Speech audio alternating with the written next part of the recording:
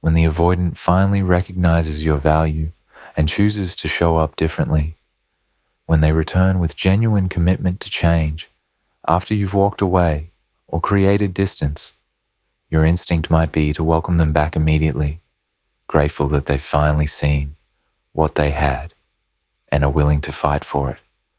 But this moment of their awakening is precisely when you need the strongest boundaries, when you must protect yourself most carefully, when accepting their return without conditions would be the greatest act of self-abandonment. The avoidance realization of your value is necessary but not sufficient for a healthy relationship. What matters more than their recognition that they love you is whether they've developed capacity to love you consistently, whether their desire to change is backed by actual transformation, whether their return is motivated by genuine readiness for partnership or by panic about losing you. Setting boundaries when the avoidant returns after realizing your value isn't about punishment or making them prove themselves out of pettiness. It's about protecting yourself from recommitting to someone whose patterns caused real damage, about ensuring that reunion happens on terms that serve both people, rather than only serving the avoidant's need to alleviate their discomfort about losing you, about requiring that words be backed by sustained action, rather than accepting promises as though they're equivalent to change. The boundaries you set in this moment determine whether you're building something genuinely different or whether you're simply giving the avoidant another chance to repeat patterns that will hurt you again once the panic of potential loss fades and they feel secure enough to revert to comfortable dysfunction. Don't accept their return without addressing the past. The first and most crucial boundary when the avoidant returns after recognizing your value is refusing to accept their return without thoroughly addressing what happened during the relationship, why it ended, or why you created distance, and what specifically they've learned from the experience. Many avoidants want to return and simply move forward without examining the past, without acknowledging the hurt they caused, without taking accountability for their patterns. They want a clean slate where previous dysfunction is forgotten and you focus only on the new version of them they're presenting. Accepting this erasure of history is dangerous because it prevents genuine healing, fails to establish accountability, and sets a precedent that the avoidant can cause significant damage and return without having to fully reckon with that damage. Addressing the past begins with requiring the avoidant to articulate what went wrong from their perspective before you even consider reunion.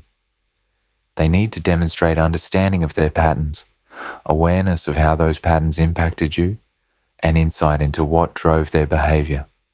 I withdrew repeatedly when intimacy deepened because closeness triggered my fear of losing autonomy, or I kept you at arm's length emotionally because vulnerability felt too risky, and I prioritized my comfort over your need for connection. This articulation shows they've actually examined their behavior rather than having a vague sense that things didn't work without understanding why.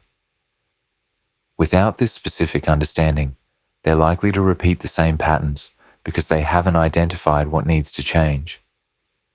The boundary also includes requiring genuine apology that acknowledges specific harm rather than accepting vague expressions of regret. I'm sorry, without specificity isn't sufficient. The apology needs to name what they're sorry for.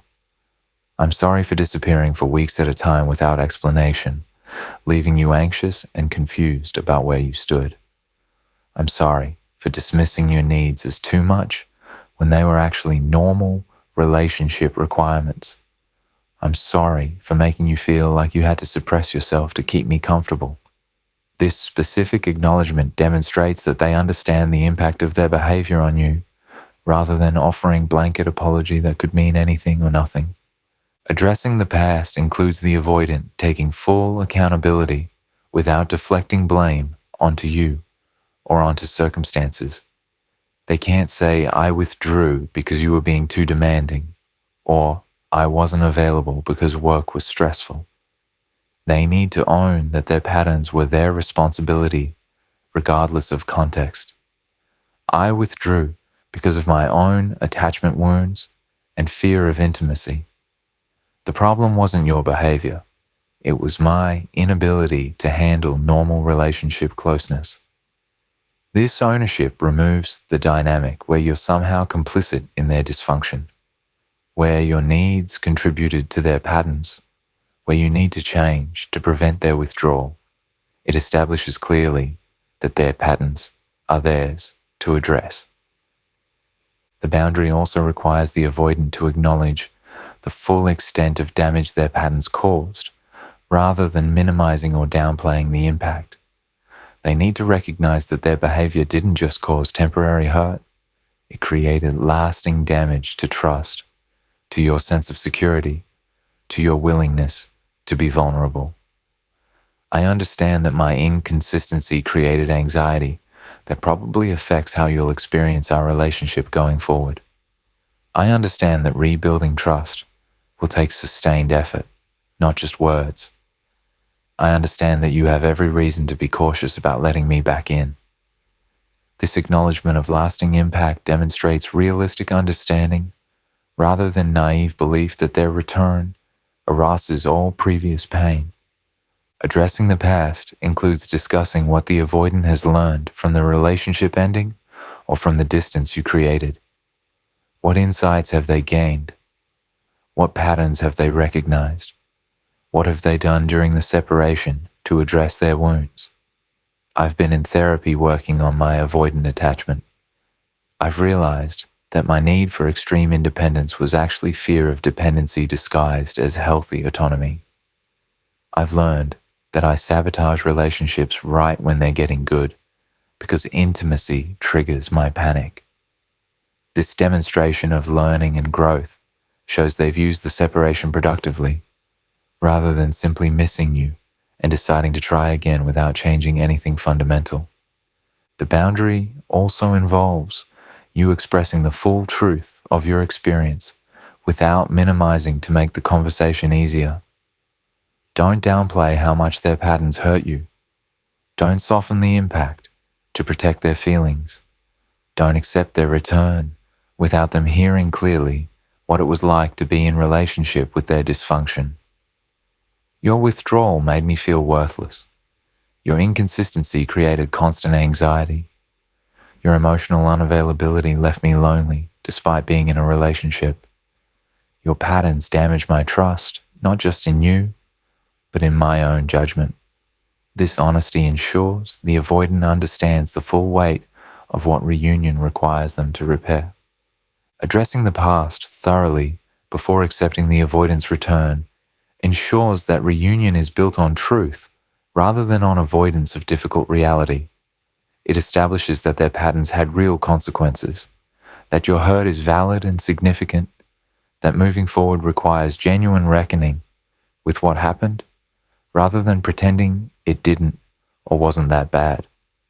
This boundary protects you from accepting surface-level change that hasn't been earned through the difficult work of accountability, and it sets the foundation for a relationship where problems are addressed rather than swept aside, where both people take responsibility for their impact, where history informs the present rather than being conveniently forgotten to avoid discomfort. Require demonstrated change, not just promised change. The second crucial boundary when the avoidant returns is refusing to accept promises of change as equivalent to actual change, requiring that they demonstrate sustained different behavior before you fully recommit, rather than taking their word that they'll be different this time.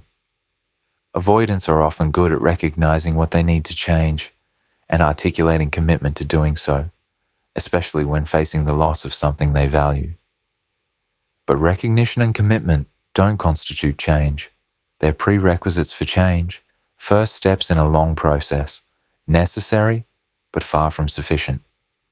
Accepting the avoidant back based on their promises rather than their demonstrated transformation sets you up for repeating the exact cycle that caused the separation where temporary improvement during crisis reverts to old patterns once security is re-established. Requiring demonstrated change means establishing a timeline during which the avoidant proves, through consistent behavior, that they've actually transformed, rather than simply managing their patterns temporarily.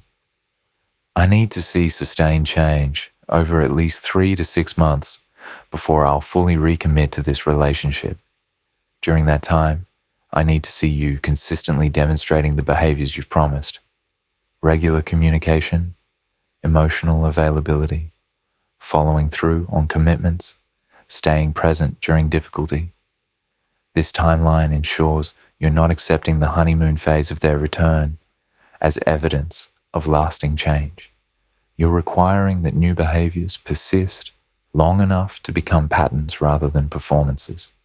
The boundary includes defining specifically what behaviors you need to see, rather than accepting vague commitments to do better or try harder. The avoidant needs to know exactly what change looks like in concrete terms. I need to see you initiating contact regularly, rather than me always reaching out first.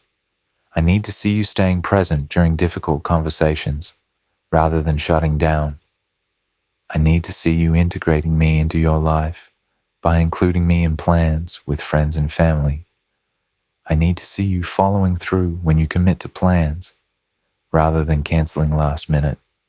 This specificity removes ambiguity about what's required and gives both of you clear markers to assess whether change is actually occurring. Requiring demonstrated change also means not accepting words as substitutes for action. When the avoidant says, "I'm working on my patterns," or "I'm really trying to be different," you assess based on behavior rather than accepting the statement at face value. Are they actually in therapy? Are they reading about attachment and applying what they learn? Are their actions different from before? Or are they simply talking about being different while behaving the same? This focus on behavior over narrative protects you from being convinced by convincing words that aren't backed by changed actions. The boundary includes maintaining emotional protection during the demonstration period, rather than immediately returning to full vulnerability and investment. You're cautiously open, rather than fully open. You're observing, rather than assuming. You're protecting your heart while giving them opportunity to prove their change is real. This protection isn't about punishing them. It's about not setting yourself up for the same hurt if their change proves temporary. You're allowing them to earn back full trust rather than granting it immediately because they've promised to be different. Requiring demonstrated change means establishing clear consequences if old patterns resurface during the trial period. If you withdraw without communication during these months, if you cancel plans repeatedly, if you shut down during important conversations, I'll take that as evidence that the change isn't real, and I'll end our reconnection. These consequences need to be real and enforced rather than empty threats. The avoidant needs to understand that this is their genuine opportunity to demonstrate transformation, and that reverting to old patterns will result in permanent loss rather than another chance. The boundary also involves requiring evidence that change is intrinsically motivated rather than motivated solely by fear of losing you. Ask the avoidant, are you doing this work because you recognize your patterns need to change for your own well-being, or are you doing it only to get me back? The former suggests sustainable change. The latter suggests change that will fade once they feel secure they've regained you. The avoidant who's genuinely transformed is working on themselves, regardless of whether it results in reunion, because they recognize their patterns are limiting their life, not just this relationship. Requiring demonstrated change also means not accepting explanations that their old patterns are resurfacing as process or normal setbacks. If the avoidant withdraws and says, "I'm working on it," change isn't linear. You need to be patient with my process. You hold the boundary. I understand change takes time, but withdrawal without communication isn't acceptable, regardless of where you are in your process. If you can't maintain basic presence and communication during your growth, you're not ready for relationship.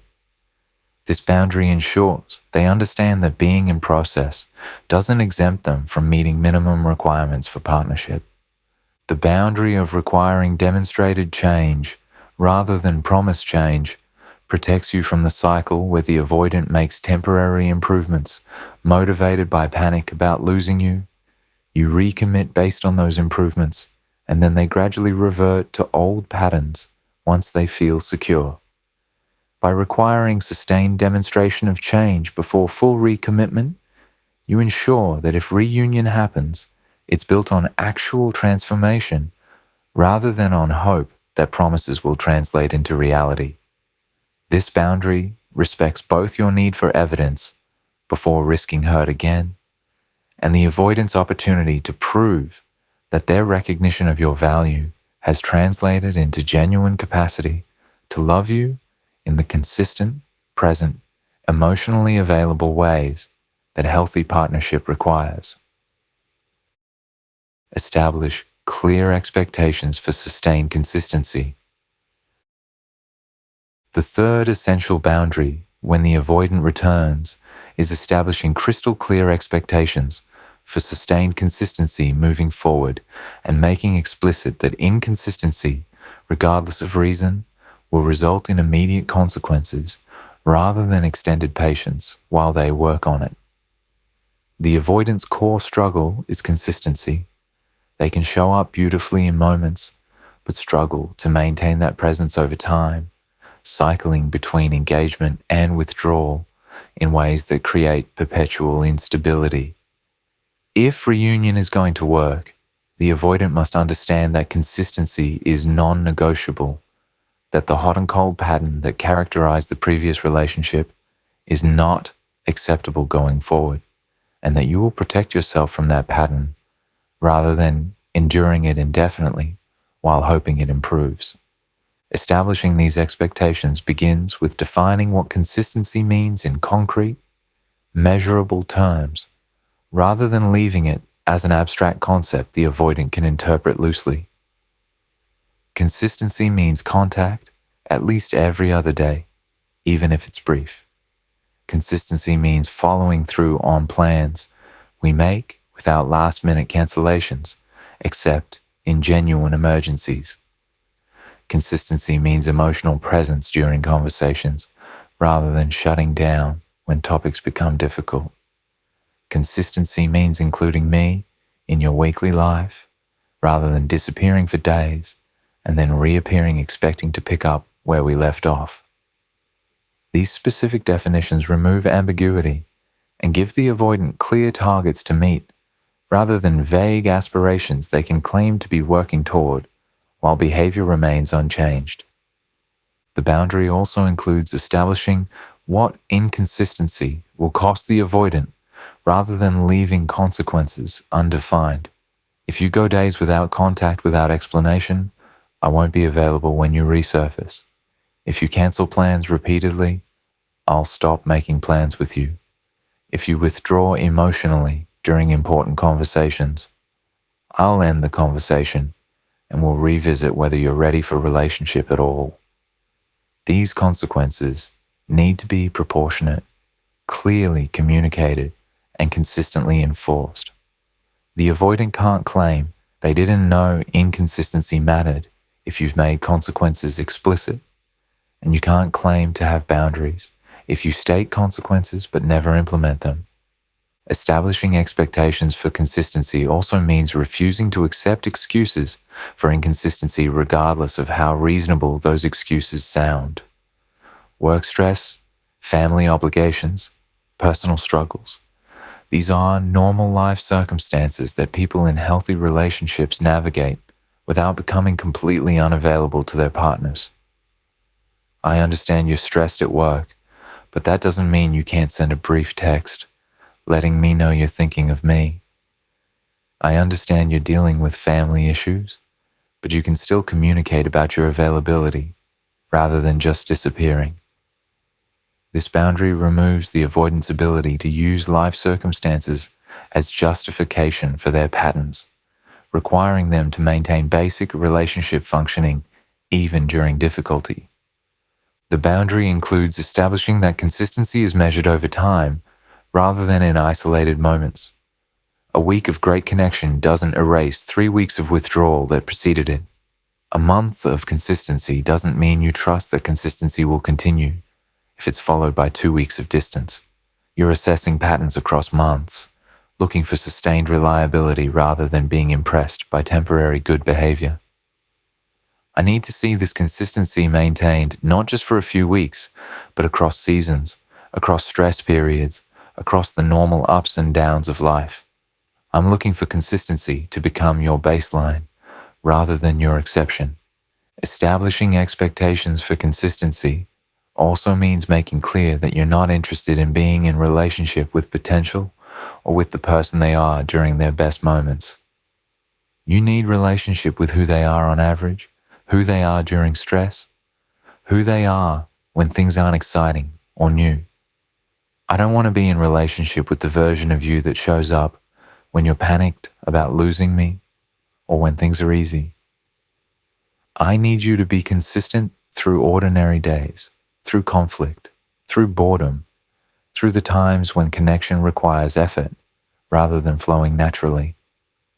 The boundary also involves establishing that consistency in one area doesn't compensate for inconsistency in others. The avoidant can't be very consistent with communication, but emotionally unavailable and claim that communication consistency is enough. They can't be emotionally present, but unreliable about plans and suggest their emotional presence compensates. You need consistency across all dimensions: communication, emotional availability, physical presence, follow through on commitments. I need you consistent in showing up emotionally, in maintaining contact, in honoring commitments, in integrating me into your life. Excellence in one area doesn't excuse dysfunction in others. Establishing clear expectations for consistency also means refusing to lower your standards when the avoidant struggles to meet them. If they express that your expectations feel like too much pressure, that they're trying their best, that you're not appreciating their efforts, you hold firm. These aren't excessive expectations. They're basic requirements for functional partnership. If they feel overwhelming to you, that tells me you're not ready for relationship, rather than telling me I need to expect less. I've already accepted less than I needed for too long. I'm not doing that again. The boundary includes periodic check-ins to assess whether consistency is being maintained and to address slippage before it becomes a pattern. Every few weeks, we're going to honestly assess how things are going. If I'm noticing inconsistency creeping back in, we need to address it immediately, rather than me staying silent until I'm so frustrated I need to leave. And if you're feeling overwhelmed by consistency requirements, you need to say that, rather than just withdrawing. These check-ins prevent the drift back into dysfunction that happens when small inconsistencies are ignored until they accumulate into major problems. Establishing clear expectations for sustained consistency protects you from accepting the relationship structure that didn't work before, from tolerating the hot and cold pattern that kept you in perpetual anxiety, from allowing the avoidant to continue their cycles while you adapt to accommodate them. It communicates that reunion is contingent on fundamental change in how they show up, rather than on you accepting their limitations as unchangeable features. The avoidant who can meet these consistency expectations is demonstrating that they've developed capacity for sustained presence that partnership requires. The avoidant who struggles with these expectations or who meets them briefly before reverting to inconsistency is revealing that their transformation isn't deep enough, that their patterns remain stronger than their commitment, that reunion would result in repeating the same painful dynamics that necessitated separation in the first place. Protect yourself from reverting to old dynamics. The fourth crucial boundary when the avoidant returns is actively protecting yourself from falling back into the old relationship dynamics that didn't serve you, recognizing that familiar patterns have powerful pull, and that without conscious vigilance, you and the avoidant can easily slip back into the roles you played before, regardless of intentions to be different. The old dynamic likely involved you pursuing while they withdrew, you accommodating while they maintained rigid boundaries, you doing most of the emotional labor while they remained passively engaged. These patterns are grooved into both your nervous systems, and stress or difficulty can trigger automatic reversion to familiar dysfunctions. Protecting yourself from this reversion requires conscious boundaries that interrupt old patterns before they re-establish themselves. Protecting yourself from old dynamics begins with identifying what those dynamics were specifically, so you can recognize when they're starting to resurface. Write them down. I pursued when they withdrew. I suppressed my needs to avoid triggering their distance. I accepted breadcrumbs as though they were substantial efforts. I did all the emotional labor of maintaining the relationship. I organized my life around their availability. This clear identification allows you to notice when familiar patterns are emerging, rather than being unconsciously pulled back into them before you've realized what's happening. The boundary includes establishing that you will not pursue if the avoidant begins withdrawing again. This is perhaps the most important protection from old dynamics, because pursuit during withdrawal was likely the primary way the old pattern sustained itself.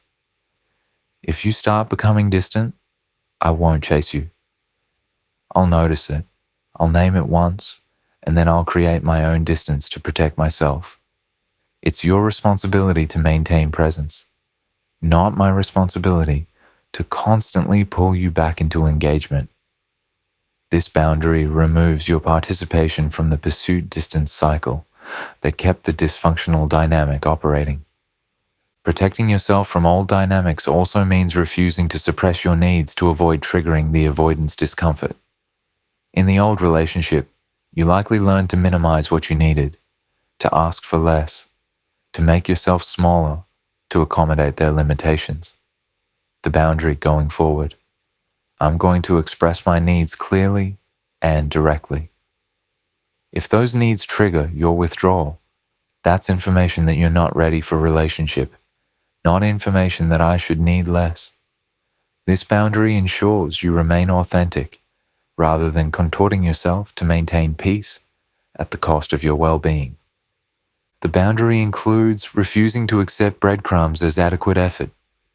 The old dynamic likely involved you being so starved for connection that minimal effort from the avoidant felt like abundance. Going forward, I'm not accepting low investment contact as though it's meaningful engagement.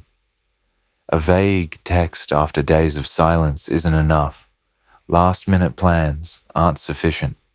I need sustained, genuine effort, and I won't pretend that breadcrumbs are filling.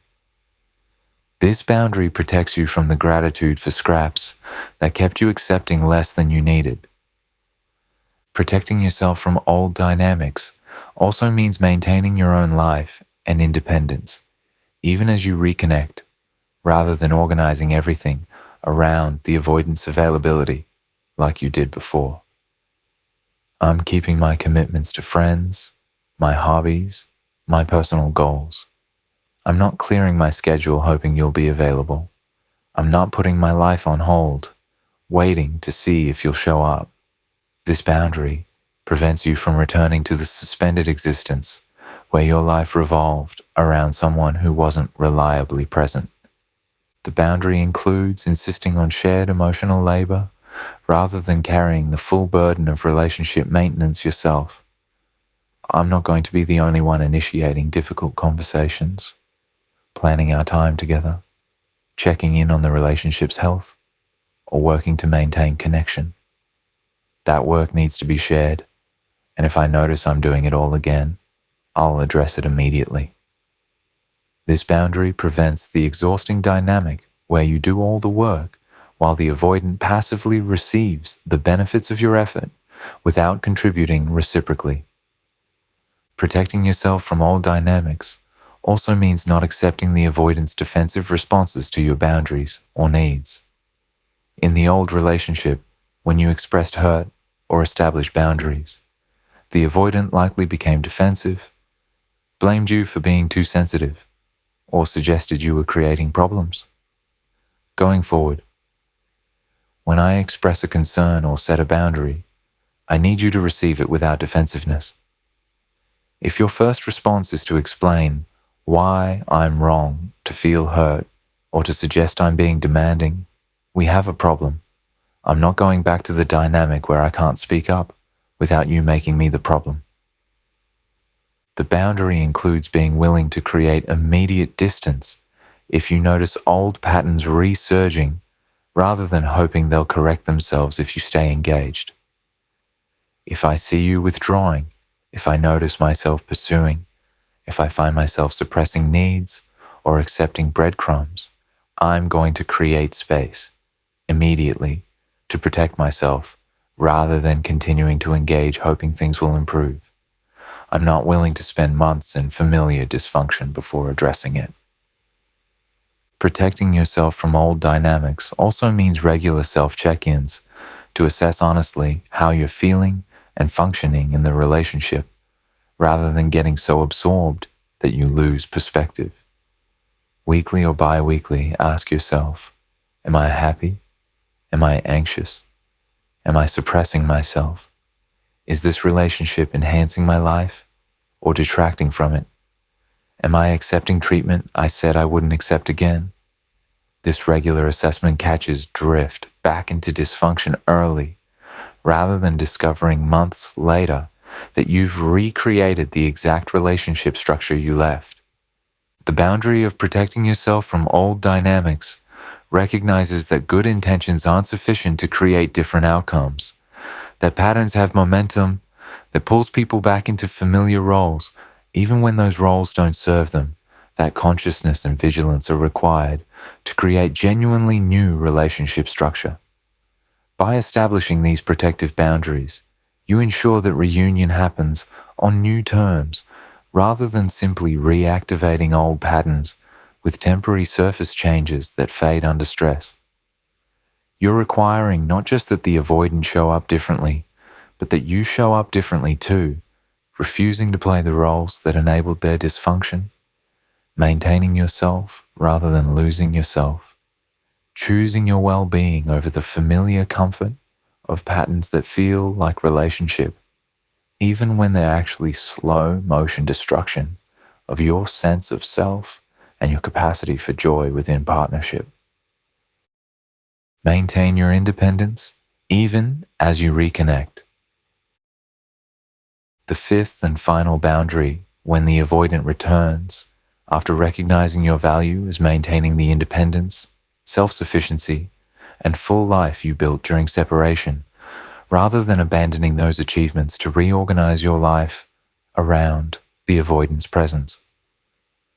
During the time apart or the distance you created, you likely rediscovered yourself, rebuilt your life, developed sources of fulfillment beyond the relationship, created stability that didn't depend on someone else's availability.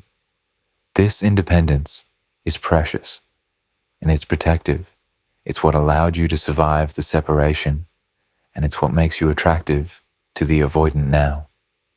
Maintaining it as you reconnect ensures you don't lose yourself again, ensures the relationship enhances your life rather than consumes it, and ensures you retain the very qualities that made the avoidant finally recognize your value and fight to return.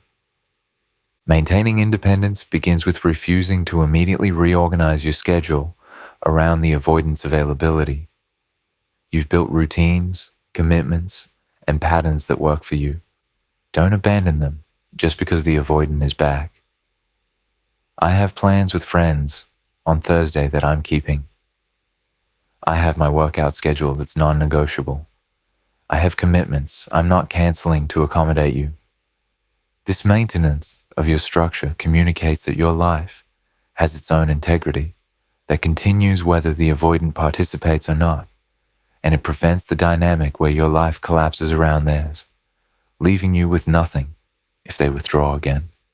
The boundary also includes continuing to invest in your friendships and relationships beyond the avoidant rather than making them your primary source of connection and emotional support. The old pattern likely involved you becoming isolated in the relationship, focusing so much on the avoidant that other relationships atrophied.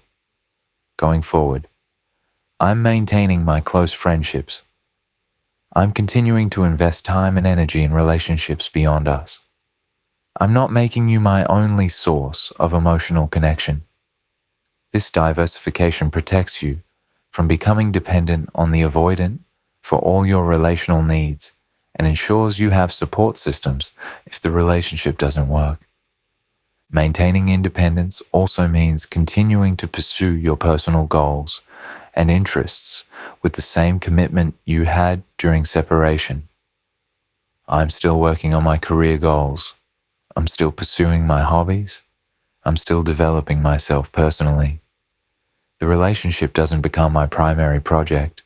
It's one aspect of a full life. This continued self-development ensures you don't lose yourself in accommodation of the avoidant, ensures you remain interesting and vital, rather than becoming so focused on the relationship that you have nothing else going on, and models for the avoidant that healthy partnership involves two whole people, rather than one person organizing their entire existence around another. The boundary includes maintaining emotional self-sufficiency, where your happiness and well-being don't depend entirely on the avoidance behavior. You've learned to self-soothe, to find joy independently, to maintain emotional equilibrium without relying on someone else's presence or validation. I'm responsible for my own happiness. You enhance it, but you're not the source of it. I don't need you to be okay. I want you as an addition to an already fulfilling life.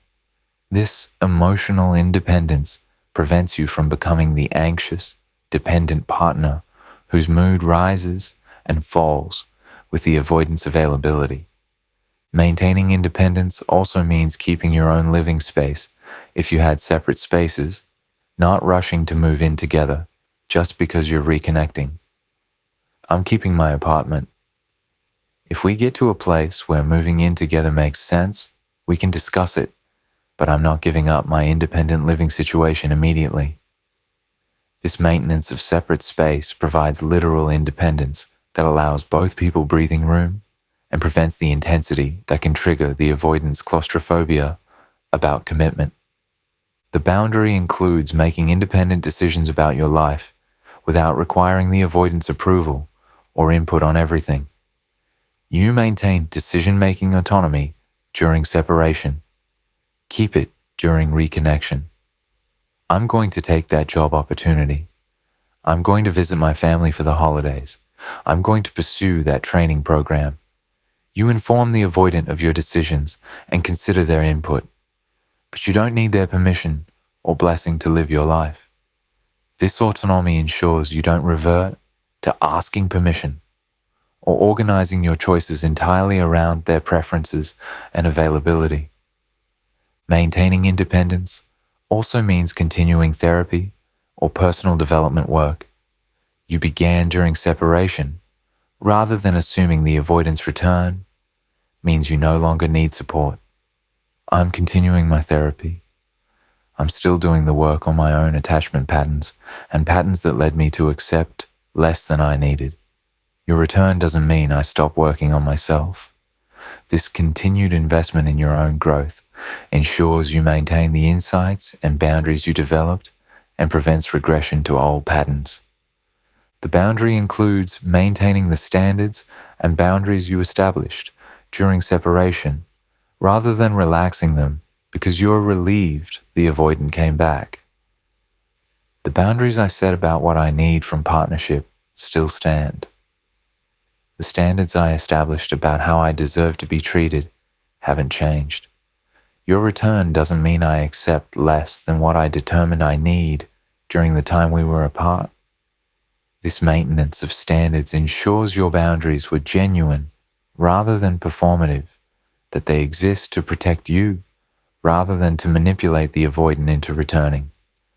Maintaining independence as you reconnect also means being willing to walk away again if the relationship doesn't meet your needs, maintaining the psychological freedom to choose yourself over the relationship if that choice becomes necessary. I walked away before when things weren't working. I'm capable of doing it again if the relationship becomes unhealthy or if you revert to old patterns. I'm not trapped by having given you another chance. I'm choosing to be here, day by day, based on whether the relationship serves my well-being.